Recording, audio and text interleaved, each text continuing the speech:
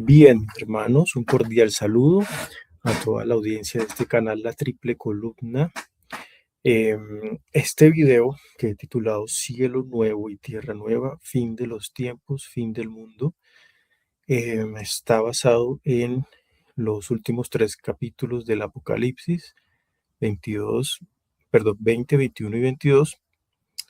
Y pues es un tema que mi esposa me pidió, solicitó que aclarara, porque hay una confusión en varios círculos, en varios grupos, personas que siguen videntes y todo este tema del fin del mundo, de la segunda venida de Cristo, etcétera, que se está prestando confusión y están tergiversando lo que ha sido la doctrina católica que ha enseñado siempre, ¿sí? La doctrina tradicional. Ustedes saben que pues han aparecido muchas personas que se dicen videntes, empiezan a dar mensajes, empiezan a hablar de estos temas y han creado una confusión, ¿sí? Entonces yo me he tomado la tarea de investigar todo lo que ha dicho, ha enseñado la iglesia durante todos estos 2000 años hasta el día de hoy, para ver si es cierto esto que se está propagando por ahí. Concretamente, ¿cuál es el error que hay que aclarar? Es el tema de eh, el capítulo 20 del Apocalipsis. No lo voy a leer acá porque pues, se nos haría demasiado largo el tema, pero espero que los que no estén familiarizados, ¿sí?, con este tema del capítulo 20 del Apocalipsis, que habla del milenio, de los 1000 años, donde va a haber un reinado de Cristo. Entonces lo lean para que tengan claro, y luego también el 21 y el 22. Entonces, ¿qué ha pasado con este capítulo? Se ha tomado de manera equivocada, pensando en que ese capítulo es lo que está por venir. Está por venir un reino de 1000 años donde va a reinar Cristo, ya sea visible o sea espiritualmente. Se dice que va a ser el triunfo del Inmaculado Corazón de María. Se dice entonces que no, que pero no es el fin del mundo, sino que el fin del mundo viene después, y entonces lo llaman el fin de los tiempos para diferenciarlo. Y bueno, vamos a ver que todo esto es una confusión. Entonces también hacen una mezcla porque dicen que ese milenio, esos 1000 años, va a ser el cielo nuevo y tierra nueva, el paraíso acá en la tierra. Entonces ahí se empieza a mezclar lo que es el capítulo 22 del Apocalipsis. Entonces lean el último capítulo del Apocalipsis, donde Juan ve ese cielo nuevo y tierra nueva, ¿sí? Ve bajar la Jerusalén celestial, ¿sí? Y ve el cielo nuevo y tierra nueva. Entonces lo está mezclando con el capítulo anterior, que es el 20. Entonces es una mezcolanza bien extraña que han hecho, que yo lo voy a aclarar. ¿De qué manera voy a sustentarlo? Con todo esto es la doctrina católica. Primero, la lex orandi, ¿sí? Principalmente lo que es la liturgia de la iglesia. ¿Qué es la lex orandi? Para los que no han escuchado ese término, es la ley de la oración. Entonces, en nuestra iglesia católica tenemos una frase, un dicho que es lex orandi, lex credendi. ¿Qué significa? La ley de la oración es la ley de la fe o de lo que creemos, ¿sí? Lex credendi. Es decir, que lo que se ora en la liturgia es realmente lo que nosotros como católicos creemos, ¿sí? Entonces, ese va a ser el primer punto que voy a tocar, mis evidencias tomadas de la liturgia de la iglesia, principalmente, ¿no? Digamos que la ley de la oración pues, se puede referir a muchas cosas, pero principalmente las oraciones de la liturgia. El segundo punto en el que me voy a basar, pues obviamente el catecismo de la iglesia, El tercero, magisterio de los papas, es decir, varias encíclicas. Y el cuarto, y el último punto, que voy a tocar algunas revelaciones privadas de santos aprobados por la iglesia, no cualquier vidente que está por aprobarse, no, para que vean que lo que voy a presentar aquí pues tiene solidez doctrinal. ¿Listo? Entonces, comenzamos el primer punto acá en la liturgia de la iglesia, la lex orandi. Entonces, como base de todo, pues tenemos al credo, ¿sí? En el credo, ¿qué decimos? Pues que Cristo ha de venir a juzgar a vivos y muertos. Entonces, creemos que Cristo ascendió, está sentado a la derecha del Padre. ¿Y cuál es nuestra espera? Que ha de venir a juzgar, ¿sí? El juicio. ¿Ok? Bueno, tengamos eso presente. Entonces, ya entrando en la liturgia, tenemos el prefacio tercero de Adviento. Dice este prefacio, ¿sí? Todo eso son oraciones de la misa. En verdad es justo darte gracias, es nuestro deber cantar en tu honor himnos de bendición y de alabanza, Padre Todopoderoso, principio y fin de todo lo creado. Tú nos has ocultado el día y la hora en que Cristo, tu Hijo, Señor y juez de la historia, aparecerá revestido de poder y de gloria sobre las nubes del cielo. ¿Sí? Es decir, aquí se está refiriendo a la segunda venida. En aquel día terrible y glorioso pasará la figura de este mundo y nacerán los cielos nuevos y la tierra nueva. Entonces, vamos a tener muy en cuenta cómo se relaciona estos términos de cielos nuevos y la tierra nueva. Recuerden que cada vez que tocamos ese cielo nuevo y tierra nueva, nos estamos refiriendo al último capítulo de Apocalipsis, capítulo 22, que viene después del juicio final. Después, inmediatamente al final del capítulo 20, se narra el juicio final, ¿ok? Se abre el libro de la vida, bueno, el demonio es arrojado definitivamente al infierno, ya no hay muerte, los justos resucitan para la vida, etcétera. Entonces, tengan en cuenta eso, ¿no? Y luego, como les dije ahorita, eh, ya en el capítulo 21 y 22, es a partir del 21 que Juan empieza a narrar cielos nuevos y tierra nueva, y baja la Jerusalén del cielo. Entonces, en aquel día terrible y glorioso pasará la figura de este mundo, ¿ok? Y ahí es que nace cielos nuevos y tierra nueva. No va antes del juicio de esos cielos nuevos y tierra nueva, sino va después, ¿ok?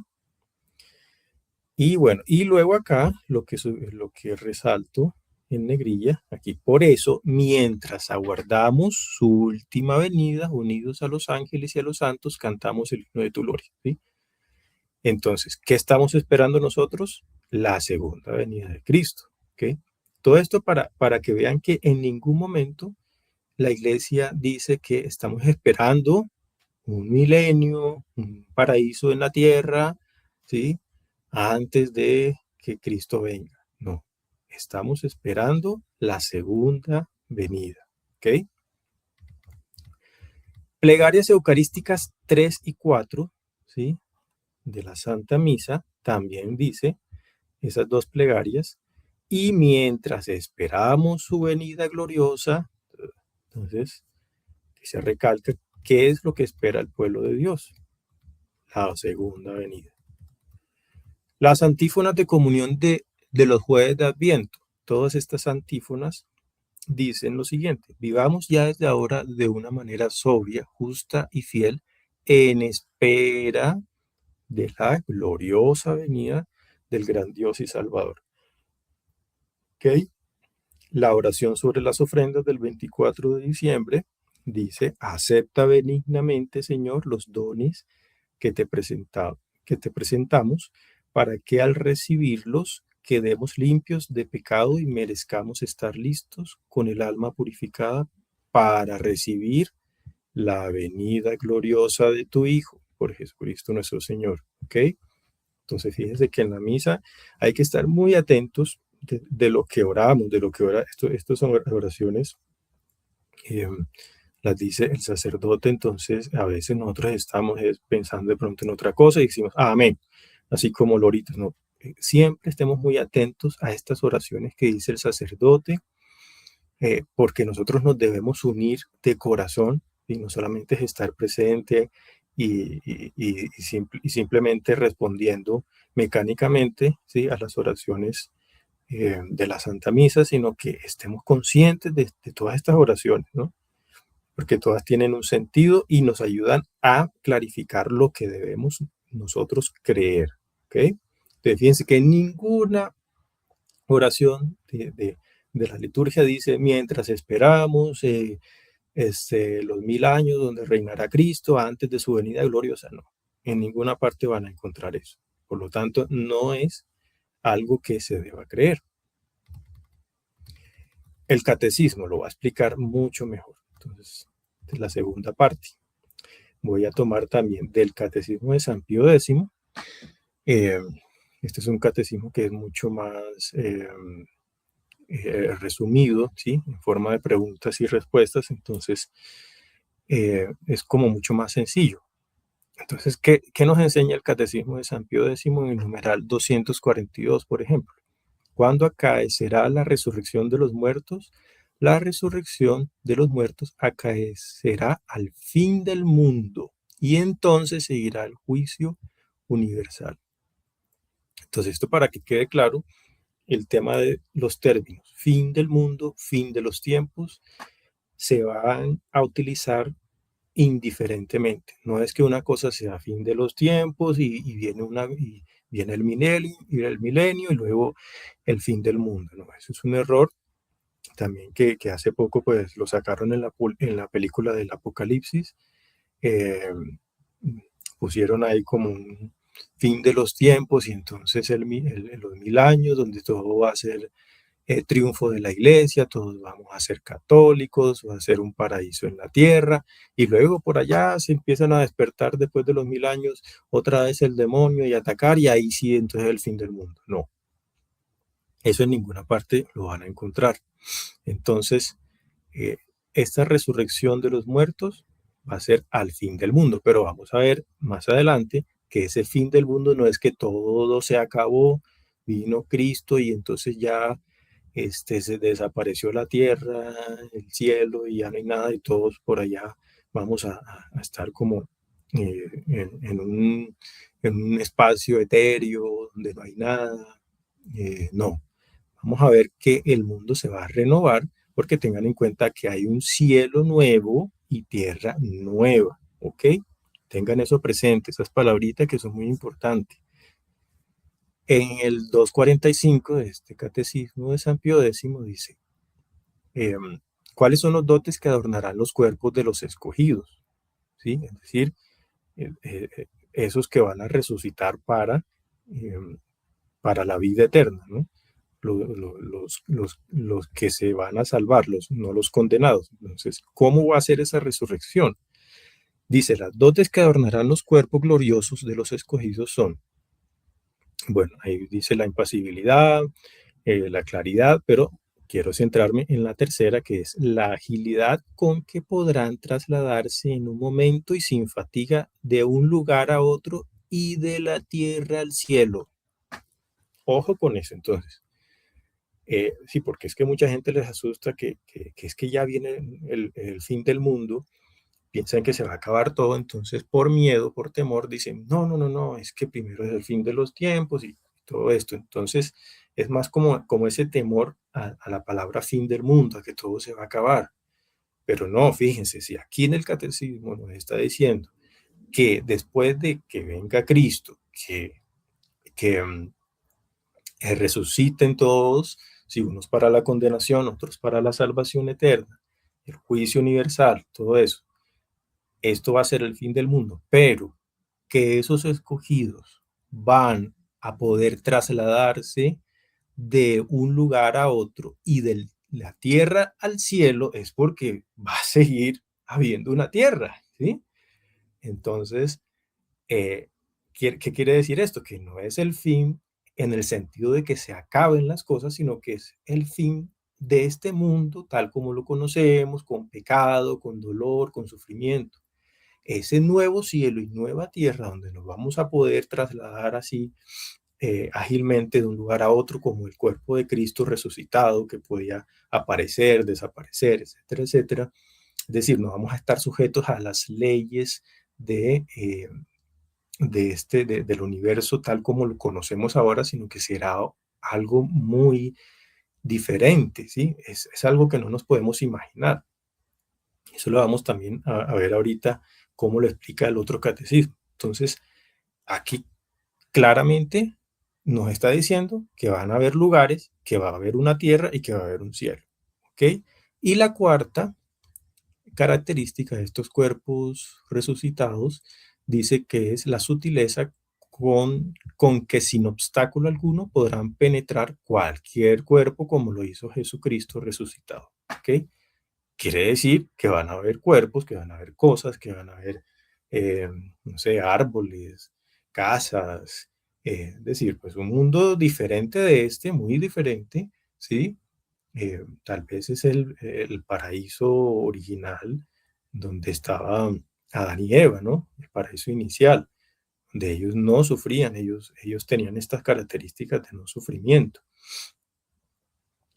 ¿Será mejor? ¿Será igual? Bueno, ya eso, pues, de pronto esos detalles, como les digo, pues no podemos saberlo a ciencia cierta, pero esto que nos enseña el catecismo, pues lo tenemos que creer, ¿no? ¿Y qué nos dice el nuevo catecismo, el de San Juan Pablo II? Aquí sí se explaya un poco más en toda esta explicación. Entonces, hay un apartado que dice que volverá en gloria Cristo. Cristo reina ya mediante la iglesia. Este es el numeral 669. A partir de aquí empieza a explicar todo esto. Entonces, dice, como Señor, Cristo es también la cabeza de la iglesia, que es su cuerpo. Elevado al cielo y glorificado, habiendo cumplido así su misión, permanece en la tierra en su iglesia.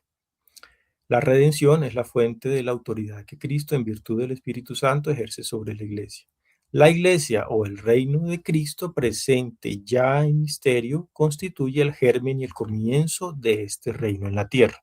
Entonces, esto es importante para que comprendan el sentido de esos 1000 años del capítulo 20 del Apocalipsis. Porque se preguntarán, bueno, entonces esos 1000 años que dice ahí donde Cristo va a venir a reinar, ¿qué? Entonces, no vamos a hacer caso a las escrituras. Claro que sí.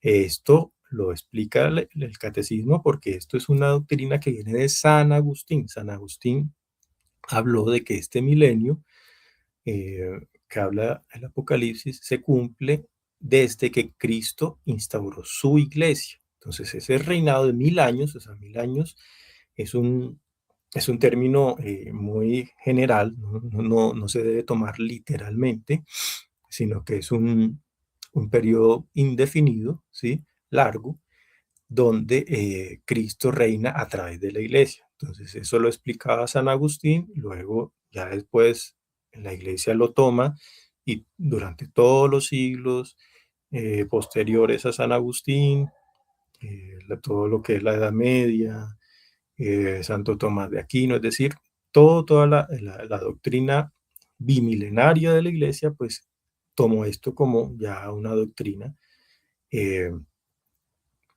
confirmada, lo confirmó que este milenio se refiere a todo el reinado de la iglesia en el mundo, ¿sí? Que obviamente pues no ha llegado a su plenitud. Sigue diciendo acá en el 670, desde la ascensión el designio de Dios ha entrado en su consumación. Estamos ya en la última hora.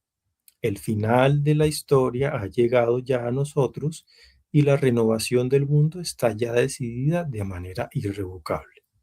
Entonces, fíjense bien, dice la renovación del mundo, no dice el fin de todo y ya se acabó, no, la renovación. ¿Ok? E incluso de alguna manera real está ya por anticipado en este mundo. La iglesia, en efecto, ya en la tierra se caracteriza por una verdadera santidad, aunque todavía imperfecta. El reino de Cristo manifiesta ya su presencia por los signos milagrosos que acompañan a su anuncio por la iglesia, esperando que todo le sea sometido. El siguiente numeral nos dice que el reino de Cristo presente ya en su iglesia, como les acaba de mencionar, sin embargo, no está todavía acabado con gran poder y gloria, con el advenimiento del rey a la tierra. ¿Ven? Entonces, de nuevo, ¿cuándo va a acabarse o cuándo va a terminar de consumarse este reino en su plenitud? Con el advenimiento del rey a la tierra. ¿Ok? No es antes de por una victoria de la iglesia, porque es que todos se van a convertir.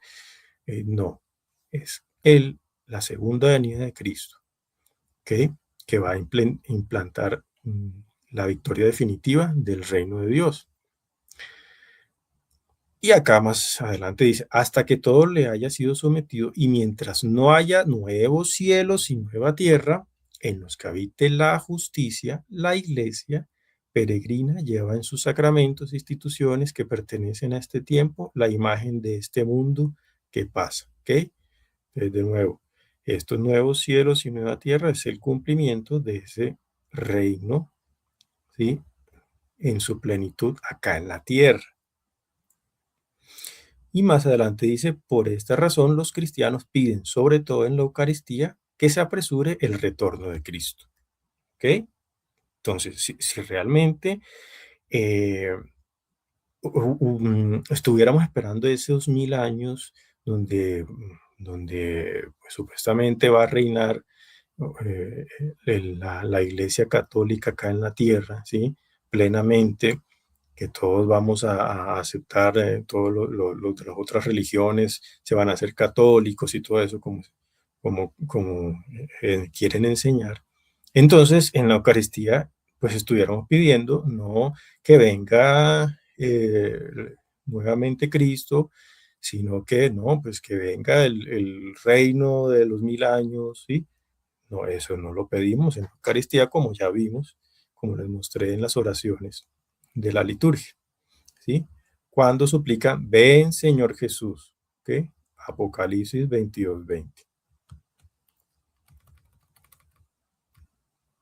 Más adelante, en el siguiente numeral, pues dice que es un tiempo, o sea, este tiempo, desde que Cristo ascendió al cielo, es un tiempo de espera y de vigilia. Y aquí nos remite a las parábolas de evangélicas de, por ejemplo, de las 10 vírgenes, que 5 vírgenes estuvieron esperando con sus velas encendidas y otras vírgenes se durmieron y llegó el novio y pues se llevó a las que estaban con sus lámparas encendidas. Así debemos estar nosotros, esperando que un reino anterior, no, esperando a la segunda venida de Cristo. ¿Ok? Eso nos enseña claramente el Evangelio. Acá en el siguiente apartado del numeral 673 que nos habla del glorioso advenimiento de Cristo, nos dice que este acontecimiento escatológico, ¿sí? Se puede cumplir en cualquier momento. Escatología pues, quiere decir que todo lo relacionado con estos temas de fin del mundo, ¿no?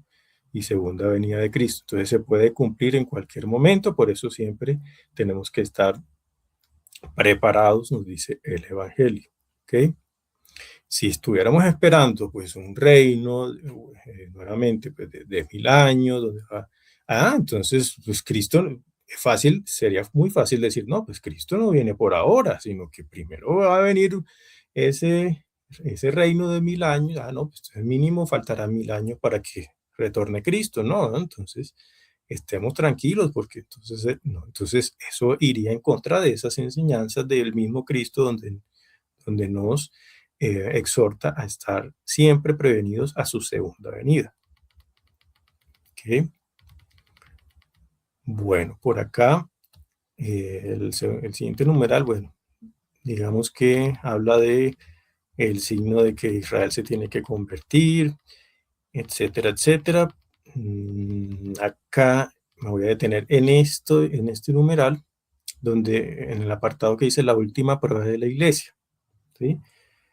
Es importante porque aquí nos dice que antes del advenimiento de Cristo, la iglesia deberá pasar por una prueba final que sacudirá la fe de numerosos creyentes, ¿sí?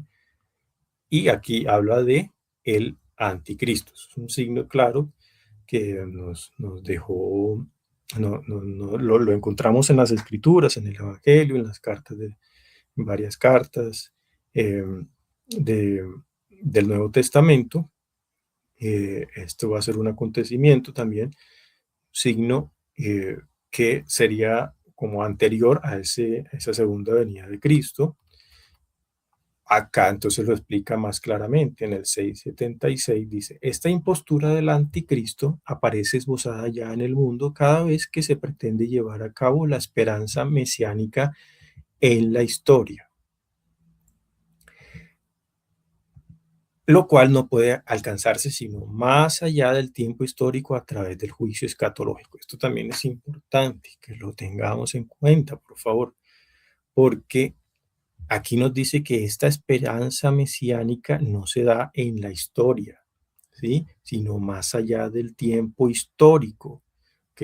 El triunfo de la iglesia no se va a dar como que poco a poco y entonces, o ya sea pues a través de, bueno, pues sí, de pronto puede ocurrir, ¿no? Que haya ese gran aviso, ¿sí?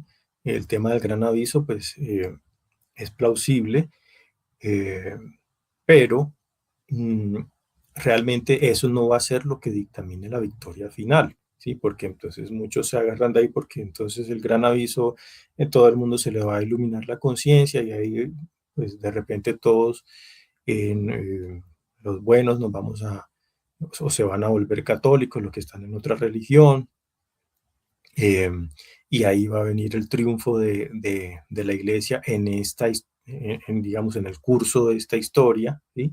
Y aquí claramente el catecismo nos dice que no va a ser así, ¿ok? Puede ocurrir ese gran aviso, pero como preparación para que el triunfo se dé de una manera definitiva a través de la segunda venida, ¿ok? Esto ya fue condenado explícitamente, ¿sí? Por la iglesia. Dice que incluso en su forma mitigada, la iglesia ha rechazado esta falsificación del reino futuro con el nombre de milenarismo, ¿ok? Sobre todo bajo la forma política de un mesianismo secularizado intrínsecamente perverso. Aquí dice, bueno, remite a Pío XI, a una encíclica de Pío XI. Bueno, el tema del milenarismo no me voy a meter con él porque también es un tema largo, pero resumidamente, pues es básicamente, pues es una creencia de los primeros siglos que si algunos padres de la iglesia creyeron que iba a ser así, que Cristo iba a reinar visiblemente en esos 1000 años que habla del Apocalipsis acá, pero como les expliqué, San Agustín se puso a eso con otros padres de la iglesia y luego la iglesia en su tradición reconoció que la, la, el tema del milenarismo era un tema equivocado, incluso en su forma mitigada, es decir, una forma espiritualizada, ¿sí? O como lo quieran llamar, o que es que Cristo no es que vaya a venir y vaya a reinar visiblemente de una forma espiritual, porque muchos lo veían como un tema carnal. Entonces, no, ni siquiera así hay que tomar, ¿sí? Por eso es que en la liturgia de la iglesia, en el catecismo de San Pío X, nunca van a encontrar, no creemos en el reino de los 1000 años. No lo van a encontrar. En el numeral 677 nos dice que la iglesia solo entrará en la gloria del reino a través de esta última Pascua en la que seguirá a su Señor en su muerte y su resurrección. El reino no se realizará, por tanto, mediante un triunfo histórico de la iglesia, ¿ok? En forma de un proceso creciente, sino por una victoria de Dios sobre el último desencadenamiento del mal, ¿ok? Lo que les explicaba ahorita. Entonces, ¿cómo va a ser la victoria de la iglesia? Una victoria de Dios sobre el último desencadenamiento del mal, que es el del anticristo, que hará descender desde el cielo a su esposa. Y aquí pone claramente a qué se refiere a Apocalipsis 21 del 2 al 4. ¿Okay? El catecismo nos enseña que ese triunfo va a ser gracias a ese advenimiento de Cristo, donde viene del cielo el reino de Dios. ¿Okay? El triunfo de Dios sobre la rebelión del mal tomará la forma de juicio final. ¿Ok? No es de otro modo, no es acá que es que nosotros vamos a evangelizar mucho y todos se van a convertir, o que por un gran milagro, o que por un gran signo. No pueden ocurrir cosas milagrosas, sí, pero el triunfo definitivo tomará la forma de juicio final. Y ponen, ¿a qué se refieren con juicio final? Apocalipsis 20:12, porque también muchos están pensando en que el inicio de ese capítulo es el juicio final. No, por favor, atendamos lo que nos dice el catecismo de la iglesia, que es la doctrina de siempre, si no nos queremos desviar en cosas que no son católicas. ¿Okay? Después de la última sacudida cósmica de este mundo que pasa, también nos remiten a la segunda carta de Pedro 3, del 12 al 13, donde habla de esta renovación de todo el universo. Y por último acá entonces en el apartado de la esperanza de los cielos nuevos y la tierra nueva. Entonces, ¿qué va a pasar con este mundo y a qué se refiere? Dice en el numeral 1042, al fin de los tiempos, ojo, aquí, al fin de los tiempos, que se va a utilizar como sinónimo de fin del mundo. El reino de Dios llegará a su plenitud. Después del juicio final, los justos reinarán para siempre con Cristo, glorificados en cuerpo y alma, y el mismo universo será renovado. No dice será eliminado, será renovado. ¿Ok? Y aquí una cita del Concilio Vaticano II de la Lumen Gentium que dice, la iglesia solo llegará a su perfección en la gloria del cielo, cuando llegue el tiempo de la restauración universal y cuando con la humanidad también el universo entero que está íntimamente unido al hombre y que alcanza su meta a través del hombre, quede perfectamente renovado en Cristo. El siguiente numeral, 1043, nos dice que la Sagrada Escritura llama cielos nuevos y tierra nueva a esta renovación misteriosa. Fíjense bien cómo lo dice. Es una renovación, sí, pero es misteriosa. Nadie puede decir a ciencia cierta cómo va a ser todo.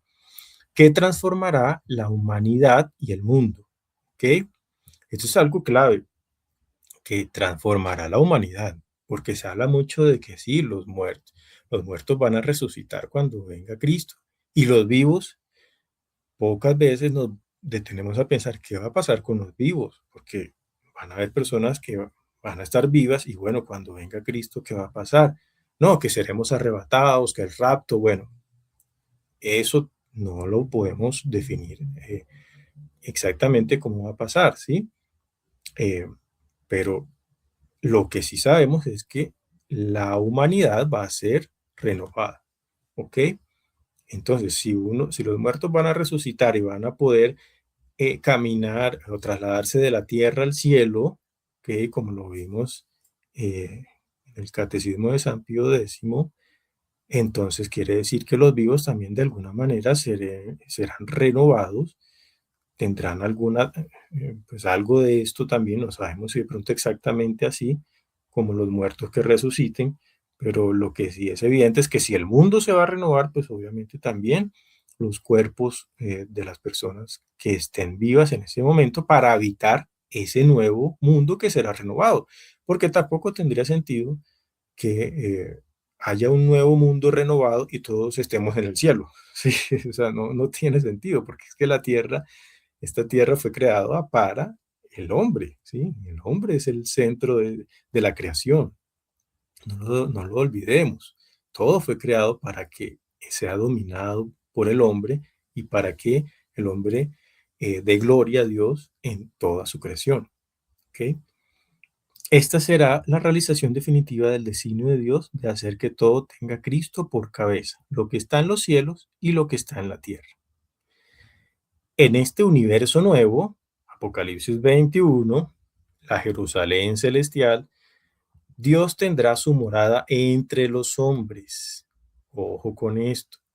Dios entre los hombres, o sea, el cielo en la tierra, la Jerusalén celeste del cielo, marca la redundancia, la Jerusalén celeste baja a la tierra, lo dice Juan aquí en Apocalipsis 21.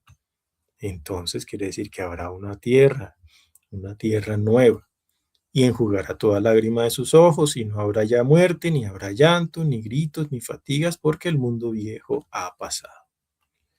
Eso es una belleza.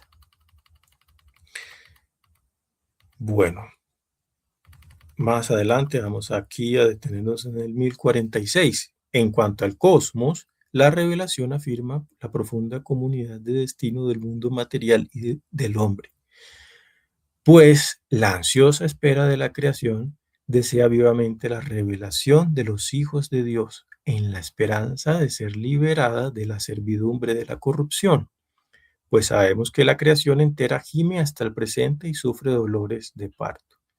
Y no solo ella, también nosotros que poseemos las primicias del Espíritu, nosotros mismos gemimos en nuestro interior anhelando el rescate de nuestro cuerpo. Una cita de Romanos.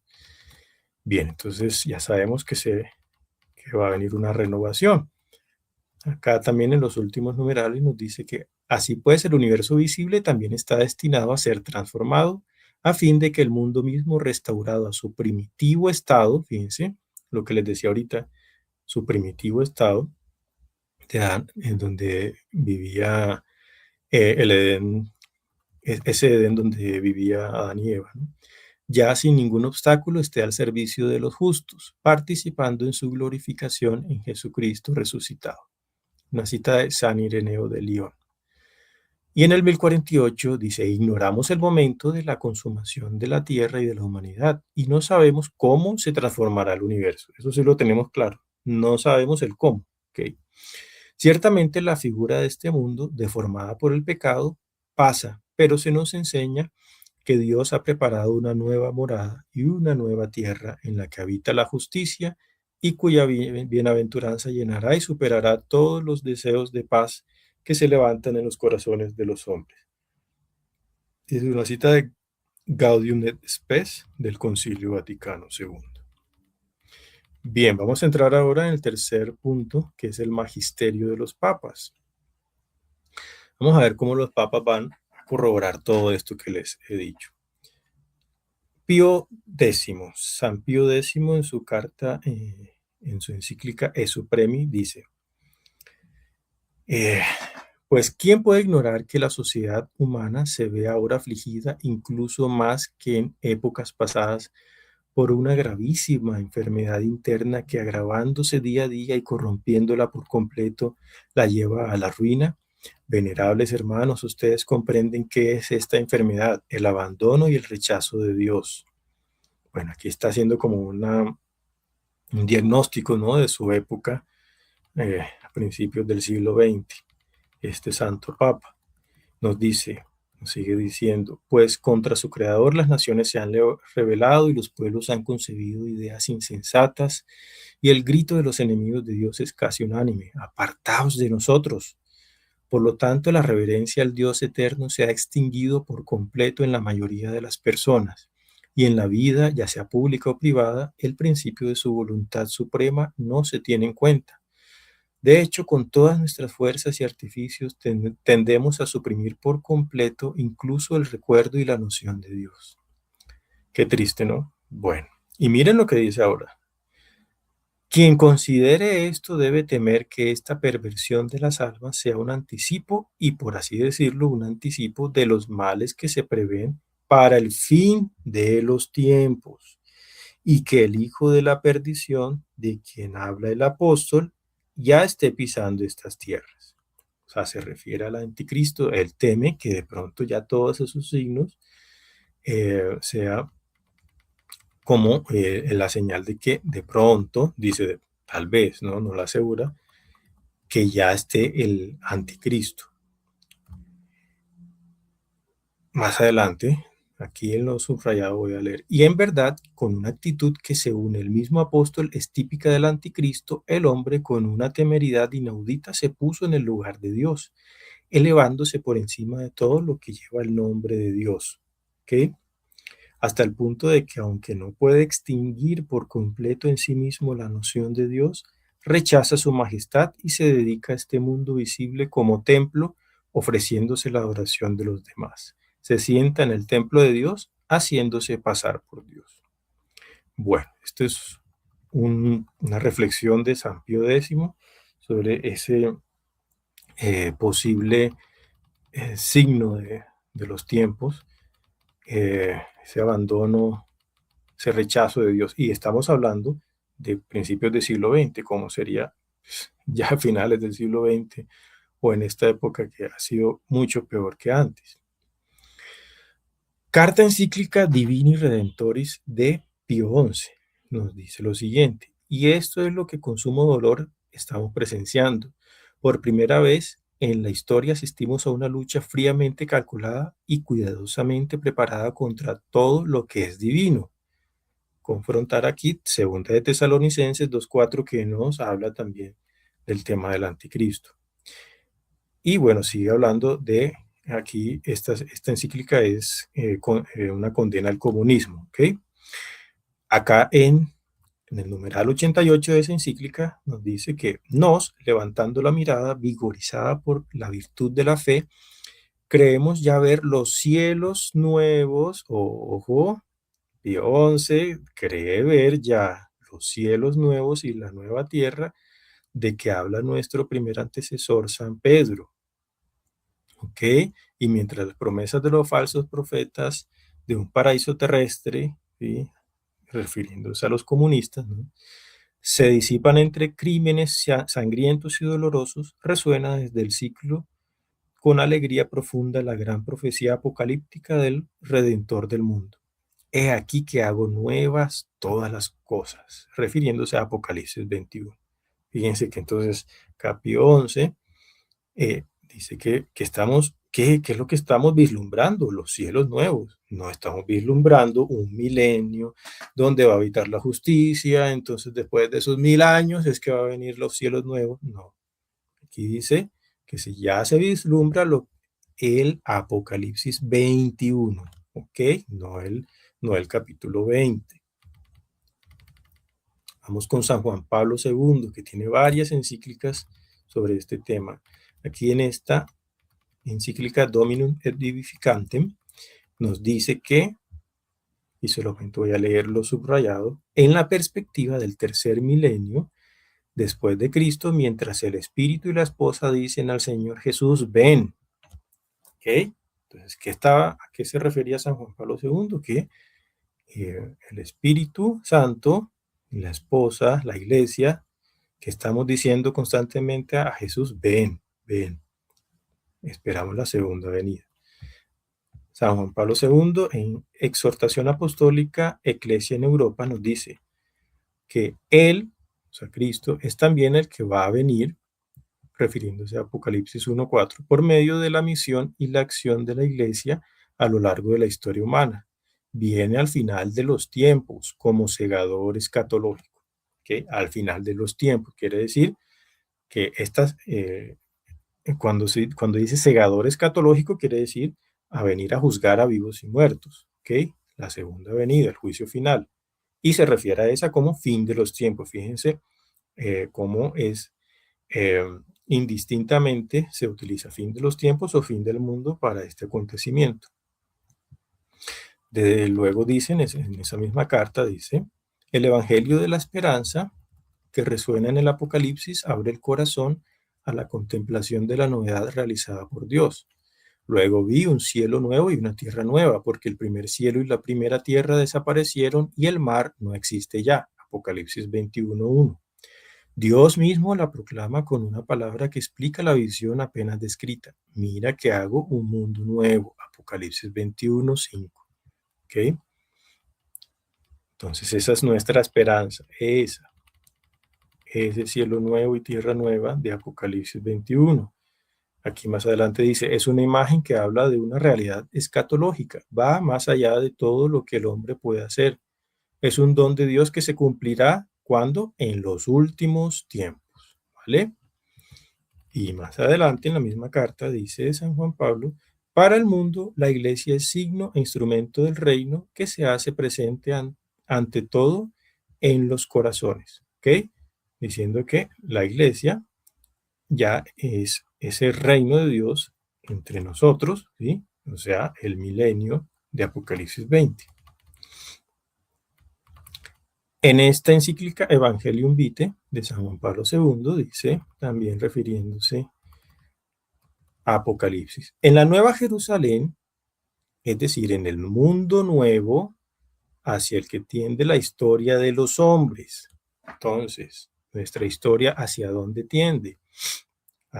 No hacia un milenio nuevamente, no me canso de repetir eso para que lo tengan presente porque en ninguna parte van a encontrar, no, es que la historia de la iglesia tiende hacia un periodo de 1000 años donde va a reinar plenamente la iglesia, no, tiende hacia la nueva Jerusalén que baja del cielo, Apocalipsis 21, ¿ok? A eso tiende la historia de los hombres. Y mientras como pueblo peregrino, pueblo de la vida y para la vida, caminamos confiados hacia un cielo nuevo y una tierra nueva. Nuevamente aquí, Apocalipsis 21. En su encíclica Eclesia de Eucaristía, nos dice San Juan Pablo, aunque la visión cristiana fija su mirada en un cielo nuevo y una tierra nueva, Apocalipsis 21. Nuevamente, este Papa realmente pues se tomó muy en serio el tema de Apocalipsis, ¿no? Este es un bello signo de Dios que habla a través de su iglesia, a través de este santo Papa. Nuevamente nos recalca que la visión cristiana, hacia dónde debemos fijar nuestra mirada, no hacia un milenio, ¿sí? Sino hacia ese cielo nuevo y tierra nueva que, como ya hemos visto, será instaurada después de la venida de Cristo.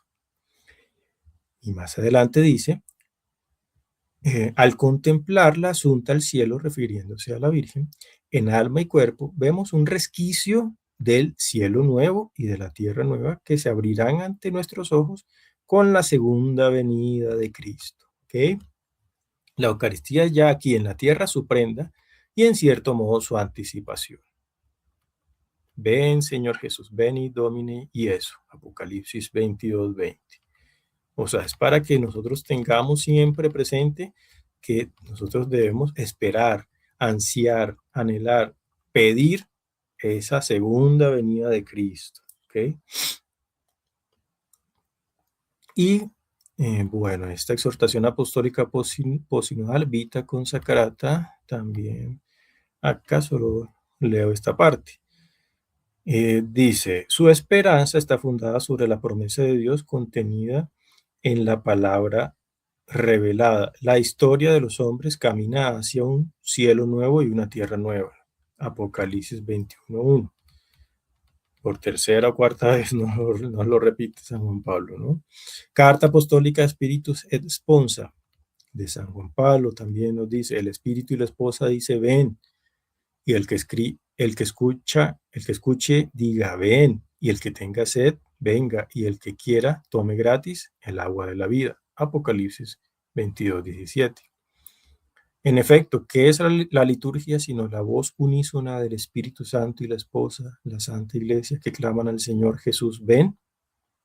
¿Ok? Cada liturgia estamos diciendo a Jesús, ven, ven. ¿Sí? Verdaderamente, en la Constitución sobre la Sagrada Liturgia, primicia de la gran gracia que la Iglesia ha recibido en el siglo XX, el Concilio Vaticano II, el Espíritu Santo habló a la Iglesia, guiando sin cesar a los discípulos del Señor hacia la verdad completa. Bueno, con esto terminamos ese tercer punto y el último al que me voy a referir son algunas revelaciones privadas. Estas revelaciones demuestran que ya han pasado los 1000 años de Apocalipsis 20. Ojo. Por ejemplo, Santa Faustina Kowalska, ¿sí? en su diario, dice el numeral 429, mayo de 1935. Una vez, cuando en lugar de la oración interior comencé a leer un libro espiritual, oí en el alma estas palabras explícitas y fuertes: preparas al mundo para mi última venida. ¿Ok? No, si estuviéramos esperando un reino de 1000 años, pues lo más lógico es que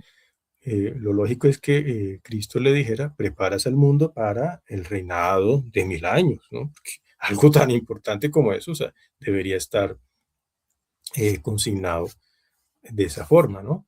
No tendría sentido de que no, tú preparas para algo que va a venir 1000 años después, no, no tiene sentido. No tendría sentido esa revelación que le hace Cristo a Santa Faustina. Santa Brígida de Suecia, en su ópera Minora, dice: 40 años antes del año 2000 el demonio será dejado suelto para tentar a los hombres. Cuando todo parezca perdido, Dios mismo de improviso pondrá fin a toda maldad. ¿Qué quiere decir eso? Que esto está corroborando esa, esa lectura que hace San Agustín del Apocalipsis 20, en la cual después de esos 1000 años será soltado el demonio por poco tiempo, ¿sí? Entonces aquí dice 40 años antes del año 2000 será dejado suelto, es decir, que antes estaba amarrado, es decir, que se cumplió lo que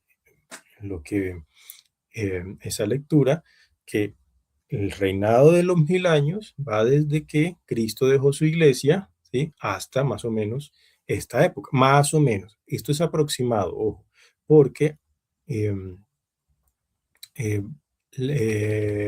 perdón, aquí la dejé más abajo, la beata Ana Catalina de Emmerich dijo que eran 50 o 60 años antes del 2000. Entonces, estos temas de las revelaciones privadas, pues pueden variar un poquito, ¿sí? Porque uno sabe que estas profecías eh, pueden variar en la medida en que el hombre ore más, hagamos penitencia.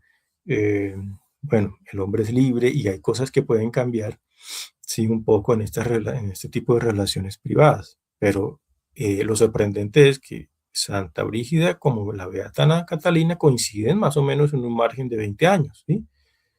Aquí leo esta revelación de Ana Catalina, son profecías del fin del mundo. En medio del infierno había un abismo espantoso. Lucifer fue precipitado allí cargado de cadenas. Una espesa humareda lo rodeaba por todas partes. Su destino era regulado por una ley que Dios mismo había dictado. Es decir, eh, cuando fue amarrado en el infierno, ¿sí? Lo que se relata al principio de Apocalipsis 20. Vi que 50 o 60 años, si no me equivoco, fíjense que ella está como que haciendo una aproximación, antes del año 2000, Lucifer debía salir durante algún tiempo del abismo, ¿sí? Entonces, bueno, ya sabemos qué ocurrió en esa época más o menos de los años 40. A ver, si tomamos que son 60 años antes del 2000, en los años 40 se desató el infierno en el mundo, que fue la Segunda Guerra Mundial. Entonces ahí está clarísimo cómo se cumplió esta profecía de la beata Ana Catalina de Emmerich y de Santa Brígida. Entonces esa guerra fue el infierno en la tierra, la Segunda Guerra Mundial, con este Hitler a la cabeza, o sea, eso era un demonio encarnado que quería acabar con todo el mundo, ¿sí? Fue un horror espantoso que no podemos dimensionar, con bomba atómica incluida. Bueno, todos los horrores que ya sabemos que pasó en esa guerra. Luego, en los años 60, con la liberación, con el mayo de 68, la liberación sexual, vemos que, o sea, son signos de que realmente eh, fue desatado el demonio de alguna manera. ¿Ok? Y acá, pues también Santa Hildegarda de Bingen, ella tiene un libro que se llama Sibias, también recibió muchas profecías, tuvo visiones. En este libro de Sibias, en los últimos 3 capítulos, son un gran apartado donde ella detalla muchas cosas del fin del mundo, del anticristo. También es obvio que si ella recibió todas estas revelaciones del fin del mundo y estamos hablando de una santa de la Edad Media, no habla en ningún momento tampoco de los 1000 años. O sea, ninguna santa, ni Santa Faustina, de Santa Brígida, ni de la Beata Ana Catalina, hablan en ningún lado de un reino de 1000 años y luego la segunda venida. No, ni Santa Hildegarda, sino que hablan precisamente del anticristo y luego inmediatamente de la segunda venida de Cristo. Por ejemplo, acá, solamente para leerles un parrafito, pues, porque es bastante material, dice que nadie sabe el día del juicio sino Dios, pero que tras la caída del impío, o sea, el anticristo, no indague el hombre mortal cuándo llegará el último día, el eclipse del mundo, pues nadie podrá saberlo. Eso para también tenerlo en cuenta, ¿no? Porque muchos dan fechas, ojo, ojo, lo dice el Evangelio, lo dicen los santos, nadie podrá saberlo. El Padre lo guarda en su recóndito secreto. Luego, estad preparados, oh hombres, para el día del juicio, porque según se ha dicho, mi hijo, el poderosísimo guerrero, vencerá en los últimos tiempos, ojo, últimos tiempos, fíjense cómo también no dice fin del mundo, pero también lo hemos visto, que se utiliza fin del mundo o fin de los tiempos. Vencerá en los últimos tiempos al hijo de la perdición con su padre, el demonio, y con todas sus artimañas, igual que fueron postrados los enemigos del fuerte Sansón en esta prefiguración que narra las escrituras. Bueno, y ahí sigue un pasaje de Sansón. Entonces, digamos, este es como, bueno, y no, me falta una, que es la visión de León XIII. Esta visión fue también impresionante, no está, digamos, escrita por él mismo, no es algo que no lo puse en el magisterio de la iglesia porque no fue escrito por él, sino por testigos, ¿no? Y es una tradición eh, que pues se ha contado, se ha relatado de esta visión de León XIII. Dice que en octubre 13 de 1884 el Papa León XIII experimentó una visión horrible. Después de celebrar la Eucaristía, estaba consultando sobre ciertos temas con sus cardenales en la capilla privada del Vaticano, cuando de pronto se detuvo al pie del altar y quedó sumido en una realidad que solo él veía. Su rostro tenía expresión de horror y de impacto, se fue palideciendo. Algo muy duro había visto. De repente se incorporó, levantó su mano como saludando y se fue a su estudio privado. Lo siguieron y le preguntaron, ¿qué le sucede, su santidad? ¿Se siente mal? Él respondió, oh, qué imágenes tan terribles se me han permitido ver y escuchar, y se encerró en su oficina. ¿Qué vio León XIII? Vi demonios y oí sus crujidos, sus blasfemias, sus burlas. Oí la espeluznante voz de Satanás desafiando a Dios, diciendo que él podía destruir la iglesia y llevar a todo el mundo al infierno si se le daba suficiente tiempo y poder. Satanás pidió permiso a Dios de tener 100 años para poder influenciar al mundo como nunca antes había podido hacerlo. Entonces fíjense que esto coincide también con Apocalipsis 20 porque dice que será soltado durante breve tiempo. Pues 100 años, obviamente, pues, comparado con todos los milenios de la historia del mundo, pues no es nada, es poco tiempo. También León XIII pudo comprender que si el demonio no lograba cumplir su propósito en el tiempo permitido, sufriría una derrota humillante. Vio a San Miguel Arcángel aparecer y lanzar a Satanás con sus legiones en el abismo del infierno. Entonces ahí está profetizando lo que iba a ocurrir 40, 50 o 60 años antes del 2000, ¿sí? Ese desencadenamiento de Satanás. Y también luego eh, vio a San Miguel Arcángel, donde pues hace la victoria definitiva de Dios, porque no se nos debe olvidar que es poquito lo que se le deja o aparente esa victoria que se le deja a Satanás para tentar, para que haga sus últimas pataletas, pero luego será derrotado, ya ha sido derrotado. Entonces, porque ¿quién como Dios? Nadie como Dios, ¿sí? Entonces, esto era lo que les quería mostrar. Fíjense que todo documentado, todo basado en la doctrina, en revelaciones privadas aprobadas. También podría hablar de otras pues, que me parecen revelaciones serias, aunque todavía, digamos, no han sido aprobadas oficialmente, como por ejemplo Luisa Picarreta, Los escritos de Luisa también hablan de temas del fin del mundo, y en ningún momento tocan los 1000 años.